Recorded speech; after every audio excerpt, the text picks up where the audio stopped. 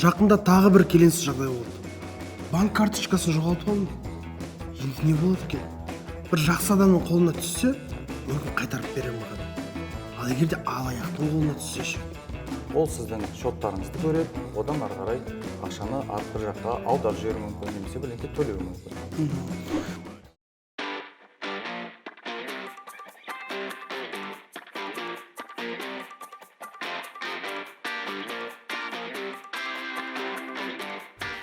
Жақында әлеуметтік желіде отырсам, бір жарнама шықты.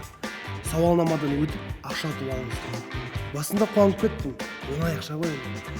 Бірақ ойландым, бұлар да алаяқ шығар мүмкін. Өйткені банк карточкасының номерін сұрайды, ойланып қалдым. Бірақ олар адамдарды алдайды ғой енді. Психологиялық тұрғыда қалай сонда мүмкін эмоцияларын қолданатын шығар. Соны анық қанығын білу керек. Қалай олар адамдарды алдайды?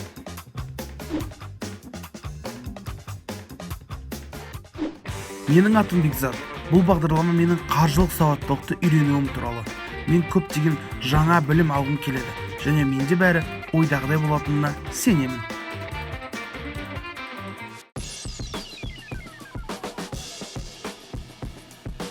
Социалдық инженерия дегеніміз не? Социалдық инженерия дегеніміз адамның сеніміне кіріп, оған істегісі келмеген затты істеткізіп, ақшасын ұрлау. Яғни ең бастысы адамның сеніміне кіру, оны жаңағы стрессовый жағдайдан шығармау, оны жылдам түрде жаңағы кодтарын, өзінің керек деректемелерін бәрін алып алу. Сол социалдық инженерия. Алаяқтар қолданатын әлеуметтік инженерияның заманауи әдістері тіпті тәжірибелі және қаржылық сауатты адамды да шатастыруы мүмкін. Сондықтан азаматтардың қаражатты жоғалтуына байланысты көп жағдайларда зардап шеккендер шотқа қол жеткізу үшін барлық қажетті ақпараттарды алаяқтарға өздері хабарлайды. Сонымен қатар алаяқтар көбінесе нақты телефон нөмірін жасыратын арнайы бағдарламалық жазықтаманы пайдаланады.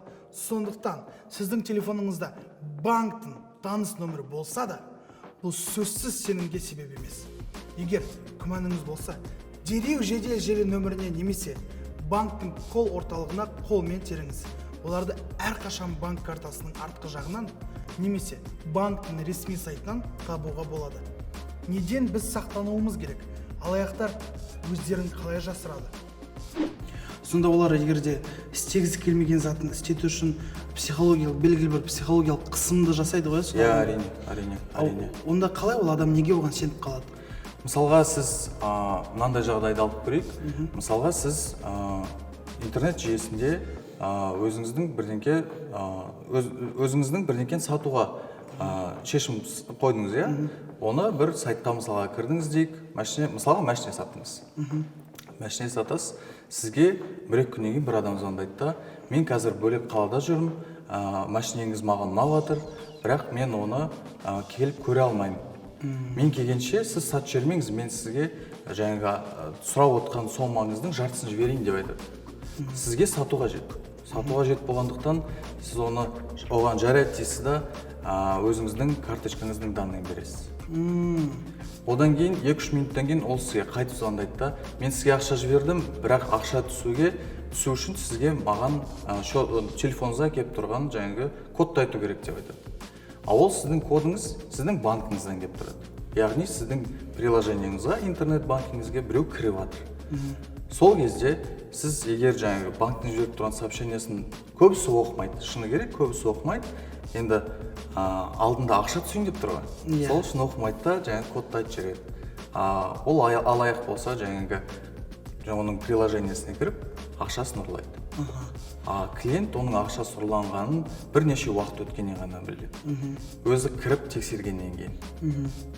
Сонда келген қандай да бір банктен смс код келмесе, оны ешкімге айтуға болмайды ғой? Ешқашанда ешкімге айтуға болмайды. Банктың жіберіп жатқан жаңағы сообщенияларында, смс-тарында банк әрдайым жазады. Бұл кодты ешкімге бермеңіз.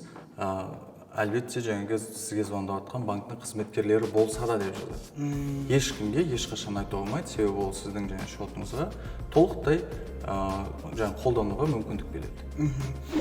Қазіргі кездегі қылмыскерлер психологиямен жақсы таныс. Жылдам және сенімді түрде сөйлейді. кәсіби терминдерді пайдаланады. Офистің жұмысына ұқсайтын дыбыстардың ленін келтіреді. Осының барлығы олардың сеніміне кіруге көмектеседі және әңгімелесушінің қырағылығын төмендетеді.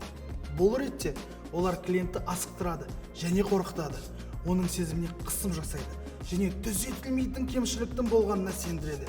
Егер адам қобалжитын болса немесе ақпаратты ашудан бас тартса, оның картасындағы және шоттарындағы ақша осы қазір жоғалтады деп қорқытады. Осындай жағдайда не істеу керек? Әлеуметтік инженерлер психологиялық әсерден басқа қалай жұмыс істейді? Менде енді өз басымнан мындай жағдай өтті. Жақында менің үйдегі тоңазытқышты сату керек болды да, оны сатуға қойдым. Содан маған бір кісі жазып тұр, мен басқа қаладамын, сатып алайын деп едім, оны маған жібере аласыз ба? Өзім жаңағы курьерлерді Қазпошта арқылы деді де, маған бір жіберді. Сосын мен былай ойланып қарадым, жаңағы жіберген бланкін толтыру керек қой, оны толтырған кезде CV кодымды сұрап тұр, жаңағы мерзімін бәрін жазу керек болды.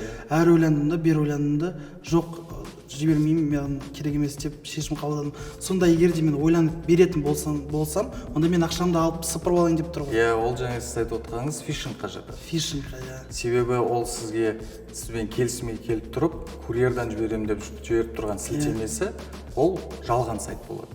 Жалған сайтта сіз өзіңіздің данныйларын жазған кезде артқы бетінде жаңағы звондап тұрғанның адамның картасы тұрады.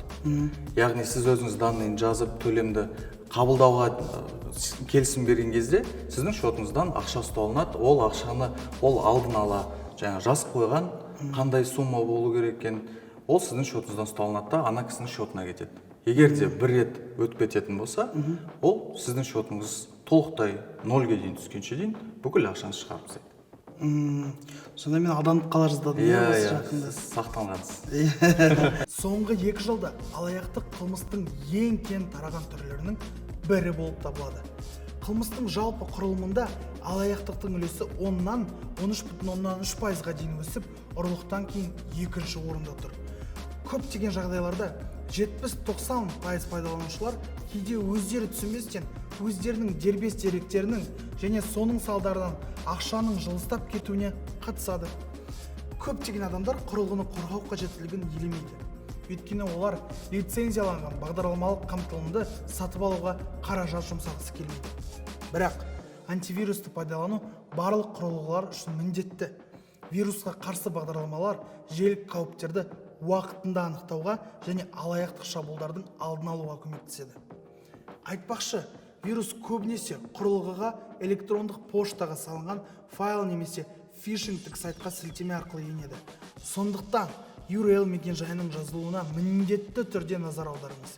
Сіз қорғаныс деңгейлерін неғұрлым көп қолдансаңыз, сіздің құрылғыларыңыз бен деректеріңізге ештеңе болмайтынына сенімді бола аласыз. Барлық аккаунттарды, әсіресе банктік қосымшаларда 2-факторлы аутентификацияны қосыңыз. Өзіңізді қорғау үшін нені білу керек? Мысалы, алаяқтар сенің досың болып, мысалы, әлеуметтік желілерде сенің досына ұқсатып парақшаны жасап, саған жазуы мүмкін, ондай да бар, иә? Иә, ондай да бар. Иә, ал ондай жағдайларда өзіңді өзің қалай қорғау керексің? Өйткені бір қарасын, досың жазып тұр, көмектескің келеді. Тез оны ойланбайсың да, еще олар жазған кезде тез дәл қазір дереу деп мысалы асықтырады, сонда жіберіп жіберуі мүмкін. Өзіңді қалай қорғау керек? Ең біріншіден енді егер менің ойым, егер сен досың бірдеңе қажет болып жатса, ол сенің өзің номеріңе хабарласады. Сол себептен егер әлеуметтік желіде біреу жазып тұратын болса, досыңыздың атынан, ол яғни жалған парақша емес, ол сол досыңыздың парақшасы да болуы мүмкін.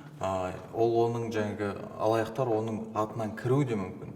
Егер ондай біреу жазып жатса, маған дереу ақша жібер, мен қазір қиналып жатырмын дейтіндей болса, ондай жағдайда біріншіден досыңызға звондаған дұрыс та. Звондап, сен ба маған жазып жатқан депші. Себебі менің өз басымнан өткен жағдай, менің бір дос баламның інісі бір күні мен жұмысқа кетіп бара жатсам, таңертең таңғы сағат 8-ге таман мен қазір аварияға түстім деді, маған сондай бірдеңе деп айтты, срочно маған ақша жіберші дейді. Оның ол емес екен мен білгенім, ол маған ешқашан атымды атап жазбаған адам да. Екеуміз өмірде араласып жүрген кезде ол менің атымды атамайды. ал бұл жерде маған Азамат деп жазып тұр да, сосын мен күмәндандым да, сен номерің өзіңде ма дедім. Я өзімде деді. Қазір звондаймын дедім. Звондама, телефон бірдеңке болып тұр деді. Сонда да мен звондап едім. Жаңағы дос баламның інісі, мен білмеймін, маған адамдар сөйтіп жазып жатыр дейді да, менің атынан біреу жазып жатқан деп. Сол себептен егер досыңыздың атыңыздан бұрын сізге үйтіп сұрақ қоймаған, бұрын үйтіп жаңағы ақша сұрамаған болған жағдайда, енді қазір бірінші рет сұрап тұрса, біріншіден досыңызға звондап анықтаған дұрыс та. Кім екенін. Егер мен өзім звондауға мүмкіндік болмады десе, ондай жағдайда көмектескен дұрыс. Түсінікті. Абылай жазған адамға жібере берген дұрыс. Ешқашан құрылғыларды қараусыз қалдырмаңыз.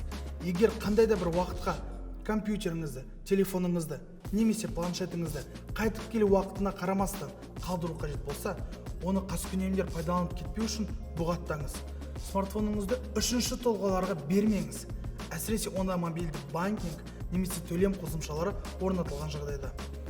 Сонымен қатар, бейтаныс адамдарға құрылғыңызбен хабарламалар жіберуге және қабылдауға жол бермеңіз.